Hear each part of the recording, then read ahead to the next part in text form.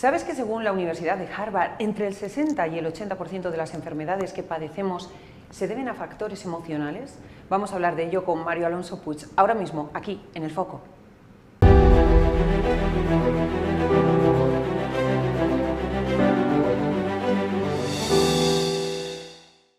Vamos a hablar de salud mental, de estabilidad, equilibrio, felicidad, liderazgo, neuroplasticidad, tanto y tan interesante con un referente en todo ello. Él es Mario Alonso Puig, médico fellow en cirugía por Harvard University Medical School y, como él mismo cuenta, y todos sabemos, ha dedicado gran parte de su vida a investigar cómo desplegar el potencial humano, especialmente en momentos de desafío, incertidumbre, cambio, ahondar en nuestra mente, buscar el sosiego y buscar la felicidad, ahondando también en nuestros pensamientos. Es de sobra conocido, así que lo mejor que puedo hacer es cederle la palabra. Bienvenido, Mario Alonso. Hola, muchas gracias, María, muchas gracias, encantado de estar contigo hoy. Mucho tenemos que hablar. Tú dices que hay dos tipos de inteligencia más allá de la inteligencia intelectual, ¿no? La propia tela que tenemos ahí con el cerebro, pero está esa inteligencia de conocernos a nosotros mismos y conocer a los demás. Qué importante es las dos cosas y casi más la primera, ¿no? Las dos figuras referentes en inteligencia son Peter Salovey, de la Universidad de Yale, y el profesor Howard Gardner, de la Universidad de Harvard. Gardner fue profesor mío. Entonces, en Yale descubren que hay algo que es una inteligencia emocional, una capacidad de conocerse, comprenderse y también una capacidad de conectar y comprender a los demás. Y Peter Salovey publica unos artículos que tal vez no hubieran tenido en aquel momento demasiada extensión, se quedaron, digamos, más en el entorno académico. Howard Gardner, un psicólogo también de la Universidad de Harvard, llevaba tiempo intentando entender por qué algunas personas que aparentemente en cociente intelectual no tenían una calificación especialmente alta, sin embargo a nivel vital en sus vidas podían conseguir cosas propias de una gran inteligencia. Eran mucho más resolutivos. Sí, entonces eran capaces de entender mejor los contextos, de adaptarse mejor, y el cociente intelectual era, de alguna manera, lo que medía la capacidad de una persona de poner en juego su inteligencia. Entonces empezó un proyecto que le llamó Proyecto Cero, porque empezaba de cero. Se dedicó durante años a estudiar la inteligencia y llegó a la conclusión que es un error hablar de la inteligencia, hay que hablar de las inteligencias. Y él creó la teoría de las inteligencias múltiples, de hecho recibió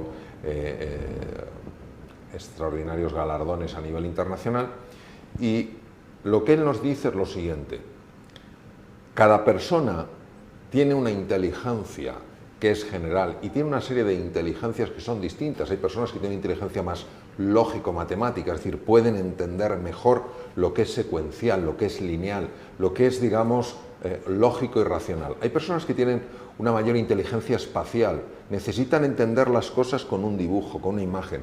Otras tienen una inteligencia más kinestésica, es decir, comprenden las cosas si se mueven, no si están estáticas. Y lo que dijo Howard Gardner, que coincide con Peter Salovey, aunque sean investigaciones independientes, fue que hay dos inteligencias de las que él describió, que empezaron siendo 7 y luego llegaron a 9. Hay dos inteligencias que son clave en el éxito en la vida, entendiendo por el éxito no solo el logro, sino el disfrute, ¿no? Una es la inteligencia intrapersonal, es decir, comprender realmente lo que te pasa para poderlo gestionar, porque si no sabes lo que te pasa, ¿cómo lo vas a gestionar? Y la segunda es la inteligencia... Que tantas veces ese es el gran problema, que no sabemos qué es lo que nos ocurre. Exacto, no sabemos lo que nos ocurre, nos encontramos incómodos, ansiosos, pero no sabemos lo que pasa. ¿Cómo vas a solucionar cuando no sabes cuál es el problema? Cuando no sabes, cuando no has identificado el problema, no has definido el origen, ¿cómo lo vas a resolver? Y la otra inteligencia es la inteligencia interpersonal. Inteligencia interpersonal que de alguna manera nos ayuda a entender qué le está pasando a la otra persona, por qué está incómoda, por qué parece que está tensa, etc. Pero Mario Alonso, en esto es fundamental, sin duda, el silencio del que tú hablas mucho y la capacidad de escucha. Claro. Porque para entender qué le pasa al otro hay que prestar toda la atención del mundo. Eso no es tan fácil, y tú lo explicas también, ¿no? Que cuando escuchamos, normalmente lo que tendemos es estar pensando ya en qué vamos a responder. Sí, nosotros, efectivamente, para podernos conocer y para poder conocer a otras personas tenemos que dejar de hacer algo, que es juzgar. Somos muy hábiles en el arte de juzgar. enseguida nos juzgamos, enseguida juzgamos a los demás. Y nuestro juicio parte siempre de la experiencia pasada. Nosotros imponemos el pasado al presente. Es como si pusiéramos un filtro y vemos a través de esos juicios. Claro, tú no puedes escuchar a una persona en el presente si ya la estás juzgando en base al pasado. Y lo mismo pasa con nosotros. Nosotros no podemos comprendernos realmente si nos estamos juzgando en base a lo que hicimos o dejamos de hacer. Por eso el arte de la escucha tiene mucho que ver con la quietud. Con la quietud, que no es la quietud de no moverse, es esa especie de espaciosidad mental, de silencio mental, en el cual los juicios se quedan ahí apartados y tú estás tan plenamente presente que estás captando una realidad que de otra manera no captarías. Y fíjate que la neurociencia en esto ha traído muchísima luz. Cuando yo estoy utilizando juicios, cuando yo estoy trayéndome el pasado al presente, hay una red que se activa que se llama la red neuronal por defecto, Default Network. Sí. La red neuronal por defecto no te permite captar datos que están sucediendo porque estás ya prestando atención a cosas que fueron, no que son, aunque las traigas ahora. La red neuronal por defecto está asociada además a una pobre interconexión, incluso a una pobre salud. Sin embargo, cuando yo suspendo el juicio, cuando digo, oye, yo no puedo conocer la profundidad de una persona, no puedo determinar cómo es hoy en base a cómo fue, y tú te abres a explorar con una mente curiosa y abierta, entonces se activa una red completamente distinta. Se llama la red ejecutiva central. La red ejecutiva central no solo permite captar mucho más datos de lo que está sucediendo, es que además mejora la salud. O sea que la clave, porque uno lo está escuchando y dice, sí, qué bueno hacer esto, pero ¿cómo lo consigo? La clave es relajarse, eliminar prejuicios, claro, prestar atención. La clave es la humildad de reconocer que tú no puedes entender el mundo de la otra persona. Puedes tener una cierta idea, una cierta experiencia, pero no conoces con calado, con hondura, con profundidad lo que esa persona ha vivido, lo que esa persona está sintiendo, lo que la inquieta, los anhelos que tiene, las dificultades con las que se encuentra. Entonces esa mirada humilde del que no sabe, reconoce que no sabe y quiere saber, esa mirada llama a que la otra persona pueda abrirse y contar su mundo. Cuando una persona se siente juzgada, se cierra en banda. De hecho, muchas personas te dicen, no estoy cómodo con ese amigo, por ejemplo. Digo, ¿y por qué? Dice, porque es que me siento juzgada. Me siento constantemente juzgada. Es una persona que me está juzgando. Puede apreciarme, puede querer mi bien, pero me siento juzgada. Entonces, no puedo ser yo mismo, no puedo ser yo misma con esa persona. Por eso es tan importante. Es un entrenamiento, María. O sea, tenemos tan entrenado el circuito, la red neuronal por defecto, tenemos tal condicionamiento mental para juzgar inmediatamente, que nos cuesta no caer en esa trampa. Es que lo de juzgar ya no viene por uno mismo, que hay gente que es muy de juzgar, pero además es que es algo que viene casi heredado, ¿no? Claro. Venimos de los prejuicios familiares, de Claro, los prejuicios claro. de la sociedad, Claro. de lo que tú has vivido. Claro. Entonces todo eso va impregnando y va bombardeando a la gente, y puede que el que nos esté viendo ahora mismo, todos los que nos estén viendo, digan, ya, pero yo esto, ¿cómo consigo quitarme? Vale. Lo primero que tenemos que entender es que es un condicionamiento social y cultural. Por tanto, no tenemos que sentirnos culpables por ello, porque la culpa es muy mala consejera. Sí responsables, es decir, responsables de empezar a cambiarlo. Precisamente cuando estaba con el doctor Howard Gardner en Cambridge, Massachusetts, y él estaba hablando de la importancia de poner en valor las inteligencias múltiples en la escuela, una profesora americana se enfadó y le dijo, doctor Gardner, es que esto significa cambiar todo el sistema. Y él dijo, en algún momento habrá que empezar. Entonces nosotros tenemos también que cambiar este sistema de juicio.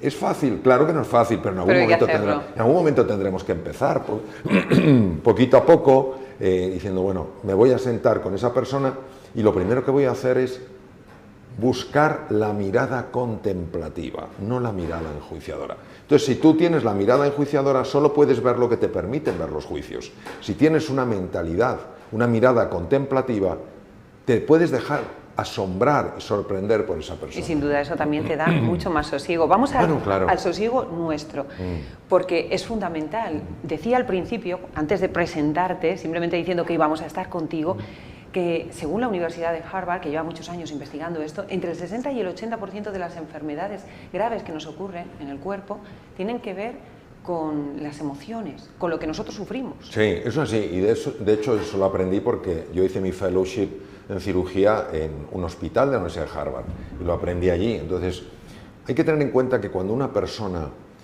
no tiene paz interior, cuando una persona está constantemente con ansiedad, con preocupación, con sensación de impotencia, desesperanza, activa una parte de su sistema que se llama el sistema nervioso simpático. El sistema nervioso simpático es muy útil pues para estar atentos cuando cruzamos una calle, para estar atentos si vemos que una persona pues a lo mejor tiene intentos de robarnos, para estar espabilados a la hora de tomar una decisión. Pero cuando tenemos constantemente activado el sistema nervioso simpático, produce un enorme desgaste corporal. Y esto está asociado a muchísimas enfermedades. No quiere decir que por sí solo pueda generarlo, que sí puede. Quiere decir que es uno de los factores que está cooperando con otros factores negativos en la génesis, en la aparición de una enfermedad. Sí, puedes disparar enfermedades. Ah, no, por supuesto. No, sobre todo desde el descubrimiento de la epigenética, la capacidad de modular la expresión de los genes, se sabe que hay emociones que facilitan que ciertos genes negativos, oncogenes, se expresen y que ciertos genes positivos no se expresen. También se sabe que factores como la ilusión, la confianza, la esperanza, etcétera, pueden favorecer que se expresen genes positivos y no se expresen genes negativos. Entonces, estamos hablando de algo de una enorme plasticidad. Y hablando de plasticidad, la neuroplasticidad, porque tú lo que dices es que nosotros somos escultores de nuestro propio cerebro, o que podemos serlo por lo menos, ¿no? Con los pensamientos que tengamos podemos reconducir la situación en la que tengamos el estrés cerebral que padecemos a veces. Bueno, lo dijo alguien mucho más grande que yo. Pero tú lo expresas. Lo dijo don Santiago Ramón y Cajal, que es una de las figuras por las que siento una mayor admiración, nuestro Premio Nobel de Medicina en 1906, y un hombre que no podía saberlo porque la ciencia no estaba tan avanzada. De hecho, la neurociencia, el gran avance de la neurociencia procede de él. Lo que pasa es que no solo era un grandísimo científico, era una persona con una intuición soberbia. Y él fue el que acuñó la frase: todo ser humano, no dijo unos pocos, dijo todo ser humano, si se lo propone, puede ser escultor de su propio cerebro. Claro, en aquella época decir esto era una barbaridad desde el punto de vista científico. ¿Por qué? Pues porque el paradigma existente, la forma de ver, la forma de entender la neurociencia, era que las neuronas, sí, se forman nuevas neuronas en el cerebro del niño, se forman nuevas conexiones, pero a partir de cierta edad esas conexiones van desapareciendo y las neuronas van muriendo. Que alguien dijera que tu mente tiene la capacidad de alterar tu arquitectura cerebral, es que hay que ponerse en aquella época, y que este hombre lo dijera no solo fue de una sabiduría prodigiosa, es que era de una valentía asombrosa, porque le hubieran podido decir: usted no sé si ha fumado algo raro, ¿no? Muchos años después, por una casualidad, en el Karolinska, uno de los hospitales más importantes del mundo, en Suecia, se descubrió que se habían formado nuevas neuronas en adulto. Esto fue con una cosa que se llama timidina marcada, que es un radioisótopo. Dijeron: ¿cómo es posible? Esto rompe por completo nuestra concepción de lo que es el cerebro. Y ya se sabe perfectamente que lo que dijo don Santiago es verdad. No es que las neuronas se reproduzcan, una neurona puede estar conectada con miles de neuronas en distintas zonas del cerebro. Entonces, no se reproducen.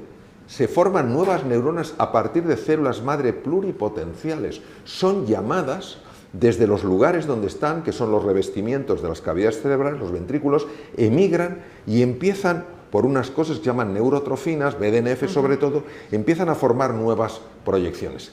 Es apasionante porque el interés, la curiosidad, el deseo de explorar, la confianza, la ilusión, el entusiasmo, la esperanza, favorecen la neurogénesis, la formación de nuevas neuronas.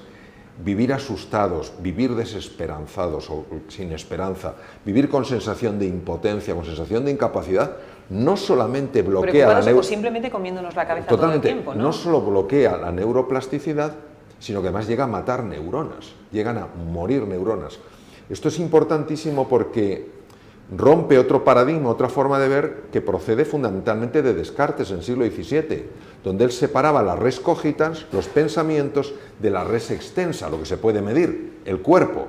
Hoy sabemos que eso no es así. Los procesos mentales naturalmente que afectan a los procesos fisiológicos. Tu forma de pensar afecta a tu forma de sentir, y tu forma de pensar y de sentir naturalmente que afecta a lo que está pasando en tu cerebro, si se forman nuevas neuronas o si por el contrario las neuronas mueren. O sea, que no solamente las personas que tienen grandes problemas y que disparan el sistema nervioso y que lo están pasando realmente mal, y ahora nos explicas lo de las amígdalas y demás, sino también las personas que se comen la cabeza con pequeñas cosas, que las hay, y que están todo el día con el cerebro como centrifugando. Eso puede ser muy perjudicial para la salud. Sí, porque todo ese ruido mental no se queda solo como algo etéreo, sin forma, sino que busca convertirse en una forma, y en este caso en la liberación de una hormona que es el cortisol, y el cortisol, liberado de una forma constante, produce un enorme daño no solo en el cuerpo, sino también a nivel cerebral. Y como esto es debido a un proceso mental, cuando uno está constantemente rumiando, porque se llama así, la rumiación, dándole vueltas a lo mismo, y eso a lo que le da vueltas es constantemente negativo, está generando una liberación de cortisol que es bastante negativa para la salud. ¿Y cómo podemos controlar eso? Meditación, yoga, bueno, poner música relajante, llevar los pensamientos a otro sitio. Hay muchas formas para gestionar esta situación. La primera, desde luego, es darse cuenta de que la mayor parte de nuestros juicios, de nuestras preocupaciones, no tienen una consistencia real. No son sólidos, son elucubraciones mentales. En segundo lugar, cultivar el silencio. El silencio es importantísimo, la quietud es esencial para estar bien. Es curioso porque en la quietud se desactiva el sistema nervioso simpático cuando está hiperactivado y se activa el sistema nervioso parasimpático, que es el que nos recupera. Otra forma para reducir eso es la conversación.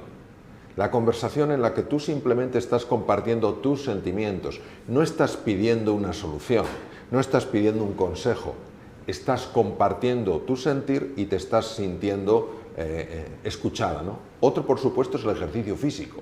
El ejercicio físico es uno de los mejores caminos, de los mejores sistemas para reducir todo ese estrés negativo o distrés que genera la mente. Otro, por ejemplo, es la absorción en cosas que te apasionan. Puede ser un libro, la lectura de un libro, puede ser música, puede ser un paseo por la naturaleza, puede ser cocinar algo. Otro, por supuesto, el humor. El humor produce una liberación de endorfinas, que son opioides internos generados por el propio cerebro, y esto está asociado con una reducción de los niveles de estrés. Y, por supuesto, ese encuentro que hemos hablado, porque cuando uno libera oxitocina se corta el eje del estrés. Y el eje del estrés, en este caso, está activado por la propia mente, que no para de dar vueltas. Muy importante también darnos cuenta de nuestros propios errores. Eso de que cuando aceptas tus errores te transformas, pero si los niegas te sometes a ellos. Sí, vamos a ver, y esto es una cosa muy importante porque a veces el peso de la culpa en nuestra cultura es demoledor. Vamos a ver, un error lo que pide es una corrección, no pide un castigo.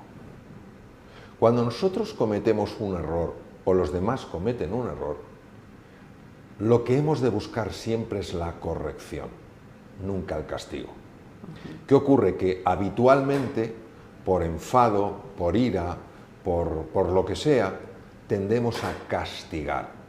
Podemos castigar con nuestra forma de pensar, soy un torpe, soy una torpe, es que no hago nada bien, o podemos castigar con nuestra forma de sentirnos, me siento mal y es lo que merezco. O mi forma de actuar, empiezo a sabotear mis propios éxitos. Estamos muy educados, lamentablemente, en que los errores hay que castigarlos. Y yo considero que los errores lo que hay que hacer es corregirlos. Y esto es muy importante, y me voy a ir brevemente a otra dimensión, porque la palabra pecado da la sensación de que pide de un castigo. La palabra pecado viene del arameo. El arameo era el lenguaje que hablaba Jesucristo. Y en arameo, pecado es error. Por tanto, Eso de que me tengo que sentir culpable, no. Me siento triste porque he cometido un error. Y como no soy culpable, no tengo que castigarme. Tengo que saber cómo corregirme. Tú has cometido un error. No he de buscar el castigo, he de buscar la corrección. La corrección puede ser más o menos fácil, más o menos cómoda, pero es una energía completamente distinta. Y además esto se suele conseguir motivando a la gente, claro, ilusionándola. Claro, porque exacto, María, porque si yo lo que quiero es castigar, lo que quiero es aplastar con mi furia, lo que quiero es humillar, lo que quiero es que la persona sufra. Si yo lo que quiero es corregir, lo que busco es que la persona despierte a que lo que ha hecho no es adecuado. La persona se dé cuenta de que eso tiene que ser reparado, que la persona pida perdón, que la persona emprenda pues un camino nuevo. Entonces, claro, no es el mismo impacto en una persona el que tiene a alguien que quiere castigarla que el que tiene a alguien que quiere ayudarla a corregirse. Ahora, un problema que lo dificulta bastante es que prácticamente todos llevamos máscaras, ¿no? O en algún momento. Y las llevamos incluso para nosotros mismos. Muchas personas que se niegan a verse a sí mismos lo que estamos diciendo, ¿no? Entonces, a asumir errores propios. ¿Cómo se puede vivir en este mundo de máscaras? Que además Shakespeare ya decía, este mundo es un teatro, ¿no? Y sí, realmente lo llevamos a la práctica. Sí, lo decía Shakespeare maravillosamente. De ahí sus escritos tan profundos, ¿no? El mundo es un teatro y todos somos actores. Vamos a ver. Las máscaras las llevamos porque nadie se considera suficiente, o casi nadie se considera suficientemente bueno para ser querido como es. ¿Y eso es por qué? Porque todos, o casi todos, tenemos la sensación de que somos defectuosos. ¿Y cómo nos van a querer si ven cómo somos? Y entonces viene lo de vender la mejor versión. Entonces yo tengo que intentar aparentar lo que creo que no soy, y tengo que hacerlo también, que al final me acabo autoengañando. Entonces, por eso el viaje más importante es un viaje sin distancia, de la cabeza al corazón. Porque claro, la cabeza está atrapada en lo que creo que soy, y el corazón es el único que sabe lo que soy. Cuando yo me doy cuenta de quién soy, me doy cuenta de que por naturaleza mi esencia es perfecta. Otra cosa es que mi forma de ser pida de grandes correcciones, pero mi esencia es perfecta. Por tanto, soy una persona por naturaleza, como cualquiera de nosotros, que merece ser querida, que merece ser feliz, que merece encontrar su camino. Y claro, estamos tan alejados de nuestra esencia, nos hemos quedado tanto en la fachada, que al final nos creemos que somos eso, la fachada. Y claro, como a ninguno le acaba de gustar demasiado su fachada, no hablo solo de su aspecto físico, hablo de... Esto lo complican más ahora las redes sociales. Claro, porque las redes sociales, de alguna manera, que tienen obviamente muchísimas cosas positivas, como todo en la vida, tiene su lado oscuro. ¿Cuál es el lado oscuro? Que ahora todo el mundo, o gran parte del mundo, puede opinar cuánto vales tú. Y claro, cuando uno no tiene suficiente autoestima, cuando uno no sabe realmente quién es, tiene que preguntárselo a los demás. ¿Quién soy yo? Y claro, los demás nunca te podrán decir quién eres, te podrán decir cómo te ven ellos a ti. ¿Qué es lo que tú les estás vendiendo además? Pero claro, entonces, y por eso muchas veces es como intentar aparentar la alegría, la felicidad constante, cuando en el interior esa persona puede estar tremendamente triste y tremendamente confusa.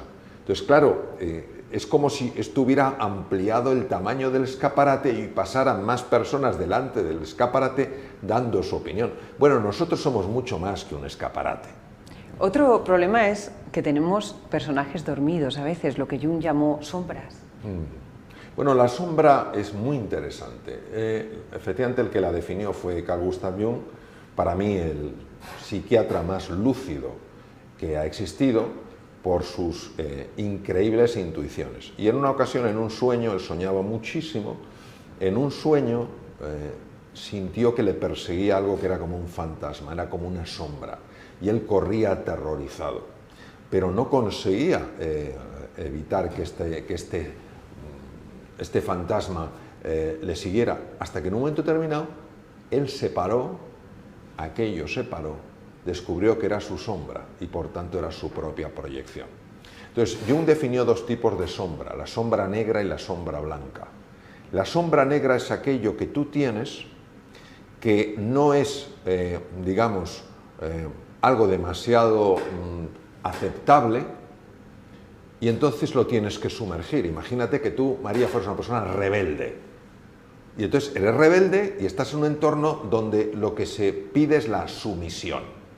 Con lo cual tú tu rebeldía la tienes que secuestrar y mandarla al inconsciente. Entonces en ese momento tú empiezas a actuar, empiezas a vivir como una mujer muy sumisa, pero jamás tolerarás ver a alguien que dé su opinión, porque dirás, qué barbaridad, qué mujer tan rebelde o qué hombre tan agresivo. Y es que estás rechazando en esa persona lo que no quieres asumir en ti. Esa es la sombra negra. La sombra blanca es cuando algo que todos podríamos estar de acuerdo, porque la rebeldía uno podría decir, bueno, pues sí o no, es mejor o peor, depende del contexto. Sin embargo, hay algo que todos podríamos estar de acuerdo, que es que la alegría en cualquier entorno parece que es estupendo. Hombre, no te vas a poner en plan alegre en un funeral, pero eso son excepciones, pero en general la alegría parece que es pues una cosa que todo el mundo diría, es maravilloso. Ah, pero si tú estás, imagínate en una familia que tiene una serie de dificultades, las que sean,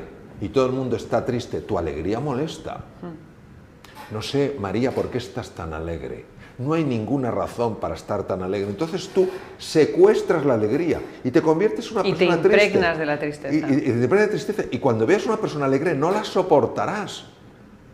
Y rechazarás en ella lo que no quieres asumir en ti. Entonces, es muy importante abrazar la sombra, porque la sombra es el resultado de una herida. Y la mayor parte de las heridas son heridas en la pertenencia.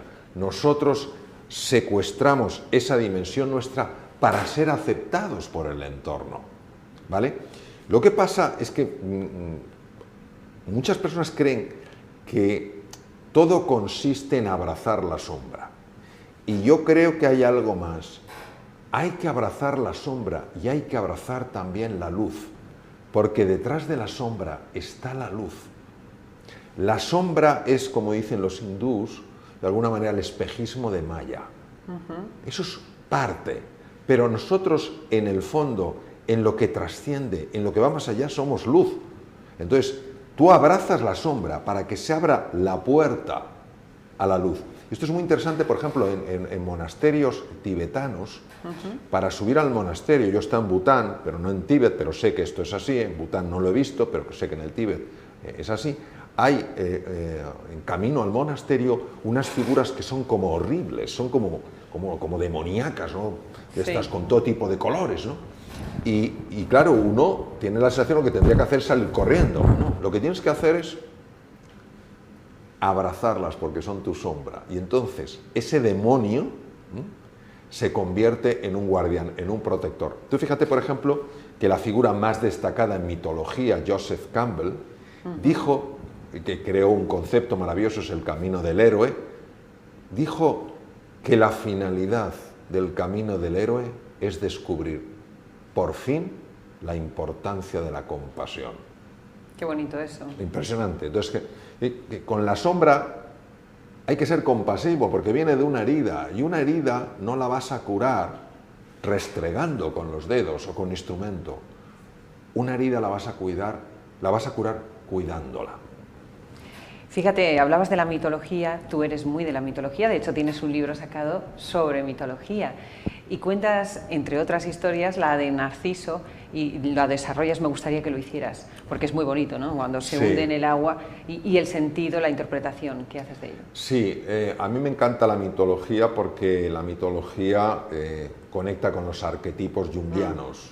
Jung, los 9. Exacto, sí. Jung habló de que hay un inconsciente colectivo donde hay figuras que están representando la sabiduría de la humanidad, ¿no? La mitología, de alguna manera, es metafóricamente un reflejo de esto. Por eso, en El Guardián de la Verdad y la Tercera Puerta del Tiempo, creé una historia mitológica que se funde con una historia en los tiempos modernos y que lleva a los personajes a descubrir dimensiones de ellos que desconocían por completo. Entonces, la mitología, de alguna manera, lo que nos ayuda es a entender, como muy bien dices tú, esos personajes dormidos. Sí, es muy didáctica. Claro, dentro de nosotros hay un Zeus. Zeus era el rey de los dioses. Era un tipo despótico. despótico, absolutamente infiel con su mujer, con Hera, hacía lo que le daba la gana. Cuando se le revelaba un ser humano, otro, Dios le castigaba. Cuando Prometeo entrega a los hombres el fuego, le condena a que unas águilas le devoren el hígado. Le ata con cadenas. Qué crueldad y unas máxima. águilas le comen el hígado. Y diría, bueno, llegará un momento en que le comen todo el hígado y se morirá. ¿Qué va? El hígado tiene una capacidad de regeneración fabulosa. Entonces se le comían el hígado y el hígado volvía a crecer y volvían las águilas, dos águilas, porque el águila representa al dios Zeus, ¿no? Entonces vemos eso, también vemos dioses mucho más compasivos. Vemos la figura de Palas Atenea, ¿no? La diosa de la sabiduría, la diosa de las artes. Entonces todo eso lo tenemos dentro, tenemos un popurrí de personajes que están... Unos más, otros menos, unos eso más, ya depende de cada otros uno. menos, entonces, pues lo decía muy bien el gran místico sufí Rumi, ¿no? Son personajes enviados del más allá, dales a todos la bienvenida. No te enfrentes a ellos, reconócelos, acepta que están por ahí. Mírate al espejo, mírate al hurga de espejo, verdad y eso corrige. es, acepta que están por ahí, pero no tienes que hacer lo que ellos te dicen que hagan. Esto es muy importante. Una cosa es que les invites a tu casa, que no te enfrentes con ellos, porque el propio Jung decía lo que se resiste, persiste, y otra cosa es que hagas lo que ellos te dicen. O sea, tú no te enfrentas a ellos, pero tú haces lo que consideras que es correcto de Neuroplasticidad hacer. al final. Claro, y al final, obviamente, esto tiene una lectura, no solo en la plasticidad cerebral, tiene una lectura en cómo nuestras células expresan unos tipos de genes u otros, en cómo funciona el corazón, en cómo funcionan las vísceras, en el nivel de tensión muscular o de relajación que tenemos, afecta a todo. A nivel mental, ¿cómo podemos conseguir la paz, el equilibrio? ¿Qué es fundamental para tener una felicidad estable? Sabemos que la felicidad no es algo que uno tenga de manera constante, hay momentos de felicidad, ¿no? Pero dentro de eso hay gente que es más o menos permanentemente feliz y gente que es más o menos permanentemente infeliz y que vive como en un pozo de tristeza, ¿no? ¿Qué es fundamental para eso? ¿Cuál sería la base? Fíjate, por ejemplo, te lo voy a contestar. Primero me gustaría ir a explicar ciertas cosas respecto de la medicina oriental y la medicina occidental.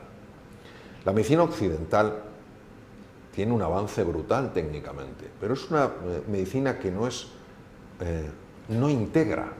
O sea, el que sabe del ojo, el oftalmólogo, sabe a lo mejor de retina y no le hables de otra parte del ojo. El que es cardiólogo sabe del corazón, no le hables de otras cosas. Entonces, en la medicina oriental todo está integrado. Entonces, esto es enormemente importante, porque si pensamos en la mente como algo aislado, no como algo integrado, nos va a pasar lo que pasa a la medicina occidental, que le da mucha importancia a ciertas cosas, como me cargo a esta bacteria o a este virus, y poca importancia a cómo genero en el cuerpo una mayor resistencia frente a la infección. La mente, el cuerpo y el espíritu son tres realidades que se pueden distinguir pero no se pueden separar. En la naturaleza humana están integradas. ¿Qué quiere decir que se puede distinguir y no separar? Yo puedo distinguir la palma de mi mano del dorso, pero no la puedo separar. No hay una mano que no tenga palma, una mano que no tenga dorso. Entonces, para que una persona esté bien mentalmente, necesita cuidar los aspectos físicos, los aspectos mentales y los aspectos espirituales. Los físicos, importantísimo, la postura que tú tienes. La postura que tú tienes afecta a cómo funciona tu mente. O sea, si tú te sientas así, claro. Por ejemplo, ahora mira, nos está grabando la cámara, no es lo mismo que si te sientas así. No tiene nada que ver, no tiene nada que ver, es decir... Lo que proyectas y lo que tú mismo sientes. Lo que tú estás sintiendo y lo que estás proyectando hacia adentro. Segundo, la nutrición. La nutrición se sabe perfectamente que puede inflamar o reducir la inflamación del cerebro. La inflamación del cerebro está asociada a cuadros de ansiedad y cuadros de depresión.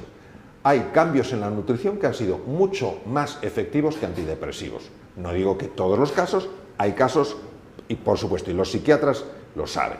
Bien, el sueño está penalizado. Todavía hay alguien que dice, no, si duermo menos tendré más horas para triunfar. Menudo error. Quien no duerme las horas suficientes, que son entre 7 y 8, activa núcleos amigdalinos, las amígdalas que no son estas, están en el cerebro, Las cuales a su vez activan el sistema de alerta y de alarma, que es el sistema nervioso simpático, y eso deteriora la salud.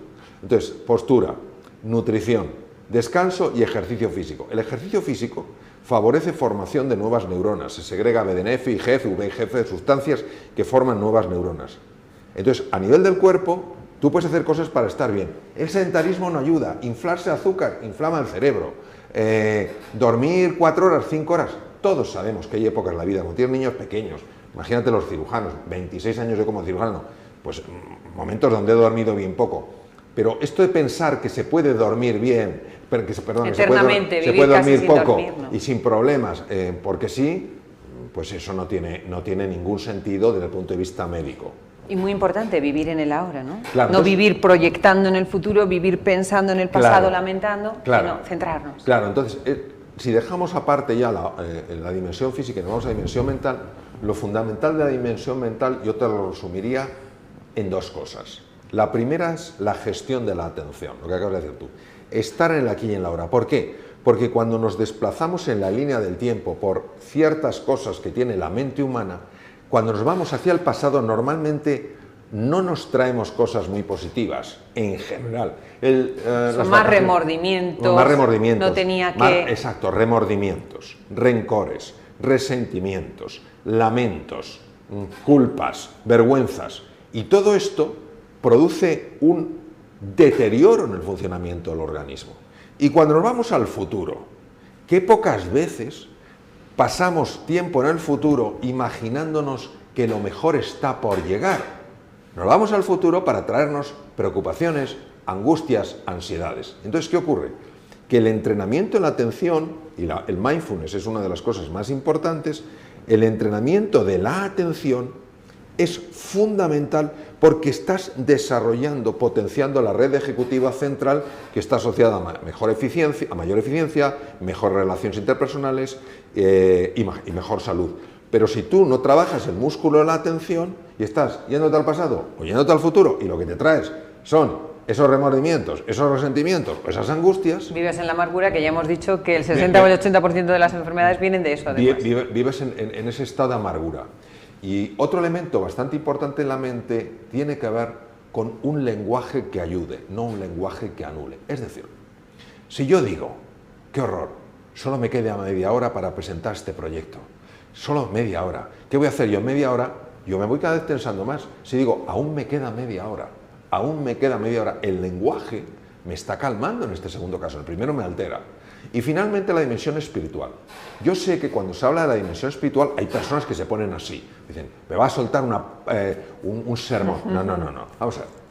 La dimensión espiritual es compatible con una religión madura y es compatible con no tener ninguna religión. La dimensión espiritual es la dimensión que te ayuda a no ser el centro del universo, a no pensar solo en yo, lo mío, lo que a mí me interesa, lo que saco de aquí, sino incluir a los demás. Incluir a la naturaleza, es el respeto a los demás, el respeto a la naturaleza, que también te importen los demás, que no seas indiferente a los demás ni indiferente a cómo está la naturaleza. Entonces esa dimensión espiritual, ¿cómo se trabaja? Se trabaja con la cordialidad de los demás, con la amabilidad, con la empatía, intentando entender el sentir, no juzgar, preguntar, explorar, escuchar. ¿Cómo se trabaja también? Con la gratitud. La gratitud. Hay tantas cosas, si miramos un poco... No dar las cosas por hecho y cuando nos llega algo dar las gracias, aunque hayamos trabajado por ello. Claro, el día pasado me hicieron una entrevista de una televisión pequeñita de un país hermano, un país de América Latina, y el presentador, un hombre encantador, de repente dijo, bueno, es que el mundo de la pobreza en el que estamos no se refería a situaciones de pobreza física extrema, sino como pobreza en general. Y le dije, ¿usted se ha dado cuenta de lo ricos que somos? ¿A qué se refiere, doctor? Y digo, ¿usted vendería sus piernas por $2 millones o 20 millones de dólares? Me dijo, no. Dije, yo tampoco. Ni vendería mis ojos, ni vendería mi capacidad de oír, ni vendería un miembro de mi familia, ni vendería mis mejores amigos.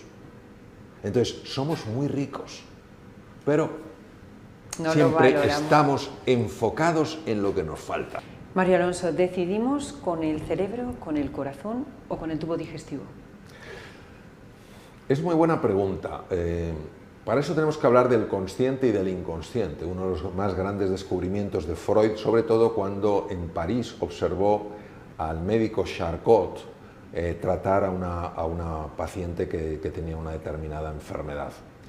A nivel consciente, nosotros aparentemente elegimos con la corteza cerebral, sobre todo con la región anterior, que son las regiones prefrontales, llamadas en conjunto cerebro ejecutivo.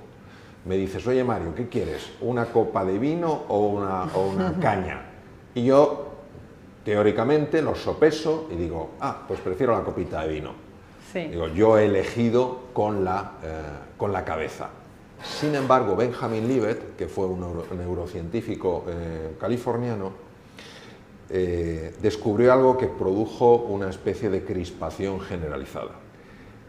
Utilizando electroencefalografía, observó que cuando se daban a elegir una serie de opciones a unos voluntarios, la primera red neuronal que se activaba y que se registraba con esos cables, con ese electroencefalograma, no era de la región anterior del cerebro, era de las profundidades del cerebro emocional, del sistema límbico. Es decir, de alguna manera uno elige emocionalmente y justifica racionalmente. Por eso aquello de me mueve las entrañas. Claro, y entonces dentro del tubo digestivo hay una estructura que, sin ser nuestra, es como si fuera un órgano más, que es la microbiota o microbioma, compuesta por un conjunto complejísimo de bacterias que están mandando información al cerebro y están de alguna manera influyendo en su forma de tomar decisiones. El corazón y el tubo digestivo, claro que influyen en la toma de decisiones, pero influyen de una manera inconsciente, a través del inconsciente. Entonces, muchas veces uno decide no ir por allí y no sabe por qué, y es lo que llamamos la intuición. Digamos que tanto el cerebro, el segundo cerebro, el cerebro digestivo y el tercer cerebro, que es el corazón, entran por la vía de la intuición. Y la vía de la intuición muchas veces hace que tomemos una serie de decisiones sin saber exactamente cómo las hemos tomado, porque han ido por vía inconsciente. Fundamental también lo que comemos. Claro. Es clave también Sí, para el desarrollo de nuestro cerebro. Lo que comemos... Para nuestras emociones. María, lo que comemos... Voy a decir algo que puede sonar un poco una barbaridad. No tiene que alegrar a nuestro paladar, tiene que alegrar a nuestra microbiota. Ahora bien, el ideal es que lo que alegra a la microbiota sea también agradable al paladar. Por ejemplo, a nosotros nos encantan las cosas azucaradas. Malísimo. Hemos desarrollado nuestra pasión por lo azucarado. Y no es que el azúcar en sí sea mala, es la cantidad de azúcar que tomamos. Entonces, el azúcar no le gusta nada a la parte de la microbiota que es saludable para nosotros. Le gusta a la parte de la microbiota que son los firmicutes, que no son los buenos, sino que son los malos, por decirlo de alguna manera. Entonces, ¿qué quiere decir? Que hay que pensar en la microbiota. La microbiota, ¿qué le interesa? A la microbiota lo que le interesa fundamentalmente son los vegetales. Eso no quiere decir que te vuelvas una persona vegetariana. Quiere decir que los vegetales son sumamente importantes para la microbiota. De hecho, la dieta ideal para la microbiota es la dieta mediterránea. En la escuela Chang de Salud Pública, que es la escuela de Harvard, ¿cuál es la dieta que se enseña?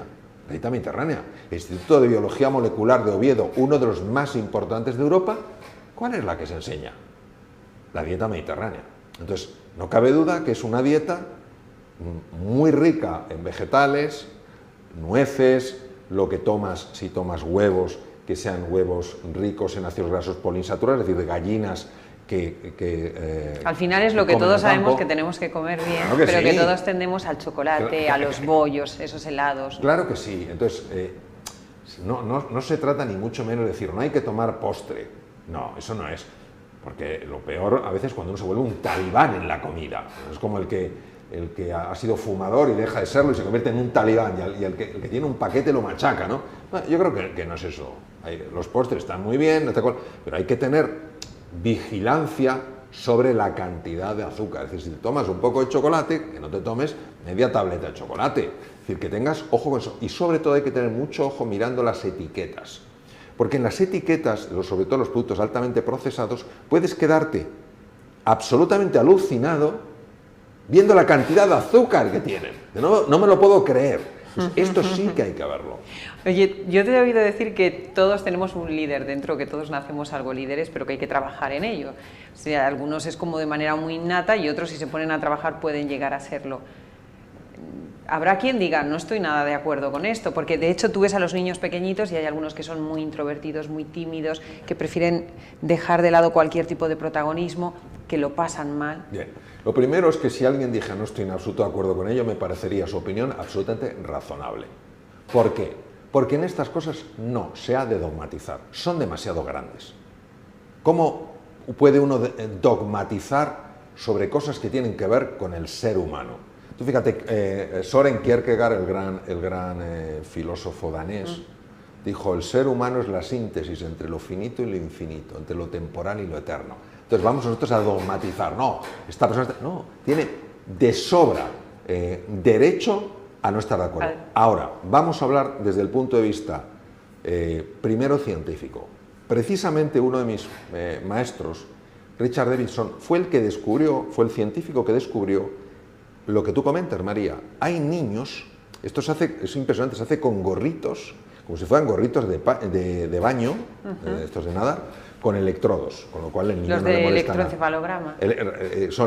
Son registros electroencefalográficos, pero con un gorrito como de niño chiquitín, entonces claro, no lo notan. Entonces él observó que hay niños, lo que dices tú, que antes de la exposición cultural, que pueden hacer que te vuelvas una persona más tímida o una persona más emprendedora, más arriesgada, ya genéticamente hay una tendencia a ser más apocado o más lanzado. Él observó que las personas más lanzadas tenían una preponderancia, una mayor actividad de la parte anterior del hemisferio izquierdo del cerebro, mientras que las personas más apocadas tenían una mayor actividad en la parte anterior del hemisferio derecho. Lo que ocurre es que esto es una inclinación, no es una determinación. Es decir, tú tienes una inclinación, pero no estás determinado. Vamos, que si trabajas en ello, como claro, por eso está precisamente puedes llegar a vencer esa timidez.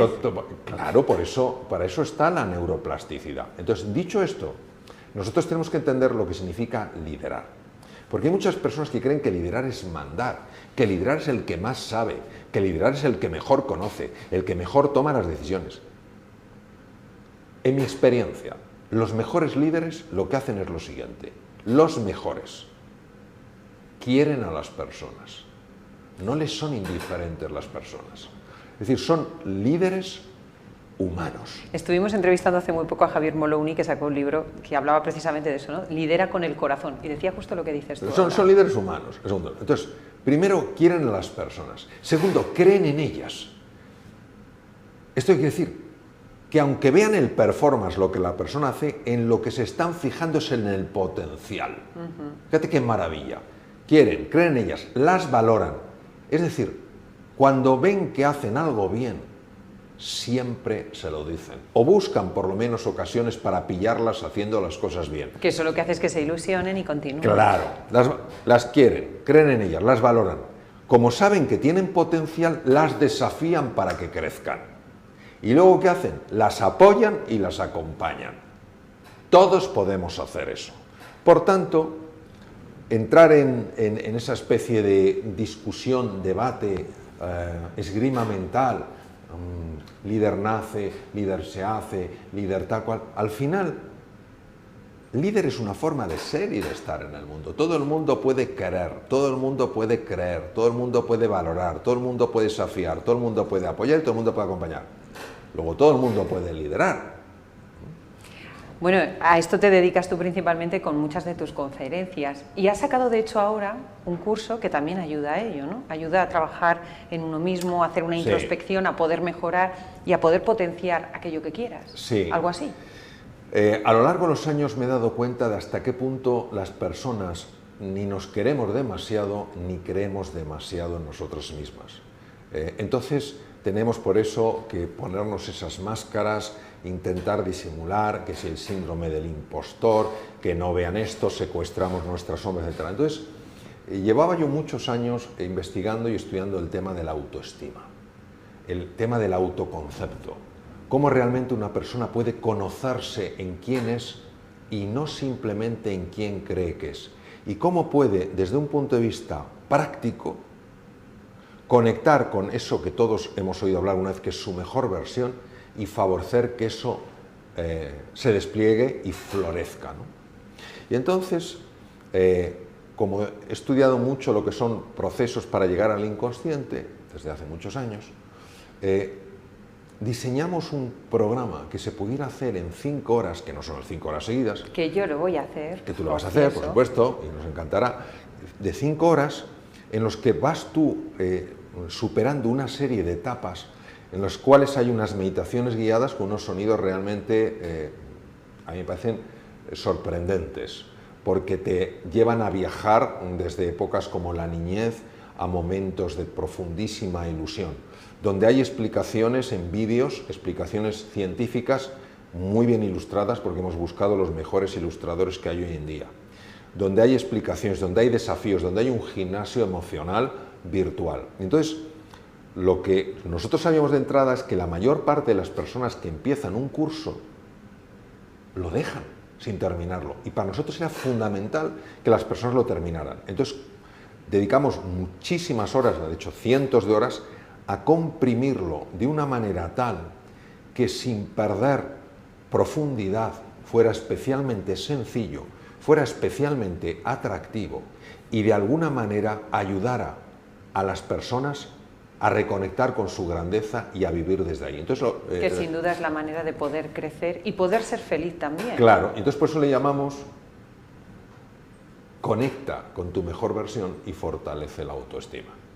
Y claro, pues lo que estamos viendo afortunadamente después ya de muchos meses es que las personas se están dando cuenta de que hay una alegría secuestrada, que hay una creatividad secuestrada, que hay una confianza secuestrada, que hay una paz interior secuestrada, que en cuanto empiezan a emerger porque se reconocen en quiénes son, empieza a cambiarles la vida. Sin duda tenemos muchísimo que trabajar y es muy bueno ese viaje interior. Muchísimas gracias por acompañarnos, gracias Mario Alonso, que ha sido un auténtico placer. Para mí también, gracias María. Estoy convencida de que sin duda para ti también lo ha sido. Nos vemos la semana que viene en El Foco con otra entrevista muy interesante, te lo prometo. Hasta entonces.